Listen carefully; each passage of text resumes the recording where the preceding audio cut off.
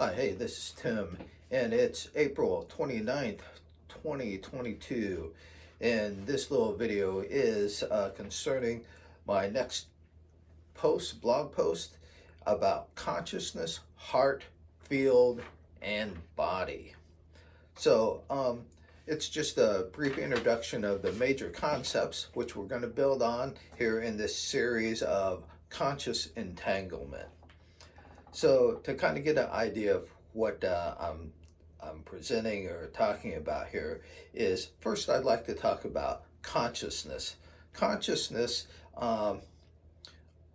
is is kind of this nebulous thing. We all know what consciousness is, but when you go to look at trying to describe it or contain it or philosophically, scientifically kind of try to nail it down, it's just very difficult. So for this purpose, we're just going to merely say it's awareness. Awareness of our thoughts, our feelings, our surroundings, our environment, where we are in our environment, things like that. So simply, it's just awareness. I think as we're moving into this perhaps new space, consciousness is going to be one of the most important and premier concepts we have, and that we'll gradually move into as we proceed along this experiment. Second is heart. I think it's fascinating. The past few years, I think we've really figured out the importance of heart. And in this series, I'm looking at heart as heart is basically provides the energy and the power to do things. Heart has, this energy that has two aspects to it. It can be positive or negative. It can be light or dark. It has this dualistic nature. And it manifests as far as feelings go as fear or love.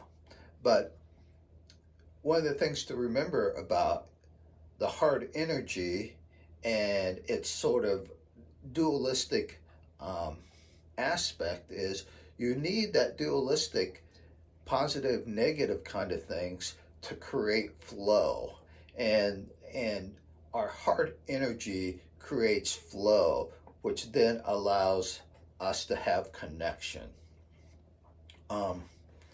So that's basically the heart, and I think the whole heart thing, when I get into how we can apply and use that for ourselves, for communication, for all kinds of stuff that I'll get into in a few episodes. I think we're really realizing that heart plays a huge part. Historically, in psychology, we've been in medicine and stuff, we've been about the brain, about what we think and all this other stuff.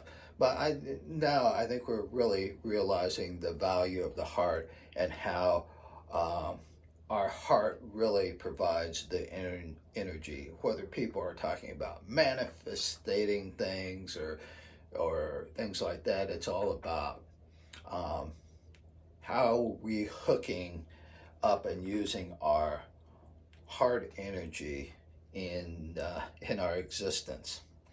The third piece is our body. We're on the planet. This is a physical planet, seemingly, and we have these wonderful vehicles to move around in the planet with. It's called our body, and our body is this hugely elegant device that takes care of all kinds of things. That we don't have to pay attention to. It's like driving a car. You can get in the car, drive, and go get groceries, go visit somebody, and you don't really have to think about, oh, the transmission and how all the gears have to mesh and work so you can go forwards versus backwards. You don't have to think about the fueling system, the respiratory system, or the air management system, and all that. As long as you have a reasonably working car, a reasonably working body, man, it's a great device. The other interesting thing that I was keyed into years ago is I forget where this was, and I would love to figure out the reference, but it was mentioned that if we took all of our nerve cells in our body and strung them out end to end, you know, we would have something like 27,000 miles of nerve cells in our body. And to me, when I thought about that years ago, and I still do, is that that many nerve cells in our body is like this huge antenna. It's bigger than any man-made antenna that we've ever thought of or could design. So we're each walking around with this huge antenna that is can be very sensitive to all kinds of energies and frequencies and stuff like that. So our bodies are really an amazing and elegant little piece of equipment we have here on Earth. And so the body kind of takes a minor role, but it's also a hugely fascinating thing as far as medical research goes and all this other stuff and how we think about our body and stuff. So that was number 3. So the fourth thing is the field. And the field is, it's sort of the soup of God. And you'll hear me say this a lot, the soup of God. I think that that's a great term. Some folks also refer to this field as perhaps a multi-dimensional universe, a universe that is huge. We have no idea how big it is, how far it goes, or anything like that. But I think field is important for us to understand that there is this field. The field is sort of the backdrop of the painting, sort of the frame and the canvas, which we find our existence supported on by this field. So I want you to think about those, and I'm trying to make these blog posts and these little videos pretty short and succinct, concise, in part because my major professor in grad school said, you don't have to give everybody the whole thing. You don't paint a picture for the whole picture. What you do is provide the framework and the canvas and let them paint their picture. It's a kind of a Gestalt way of thinking about how to present information, how to do therapy, how to allow people to have their own individual experiences, their own individual interpretation of their experiences and stuff like that. So I realize this might be a little bit nebulous, maybe a little too simplistic, but my reasoning for it is I don't want to give you my picture because that may not make much sense at all. I don't want to, say this is what you need to be or anything like that. That's for you to decide, you to figure out. I'm just kind of giving you kind of a framework, a canvas to paint on, and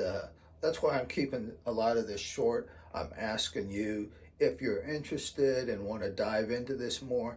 Geez, we live in a wonderful time where the world's knowledge in many ways is at our fingertips in a cell phone, in a laptop, and it's a really great thing to have this technology. And I would my preference is yes, let's use this technology to improve our quality of life. We don't need to be ruled or ordered around by technology, by AI and stuff. I don't think that will ever happen. I don't think the capacity is there. Sure, in a more controlling sense, but even though we may be controlled, geez, we still have our own thoughts, our own sovereignty and stuff like that. So, thank you, and I'm going to try to put out. I know I've been very inconsistent about putting things out, and this is part of my challenge of this whole new thing is trying to figure out a schedule and a routine, and I'm not there yet, but I hope to be soon. Anyway, thanks. Have a great weekend. Bye.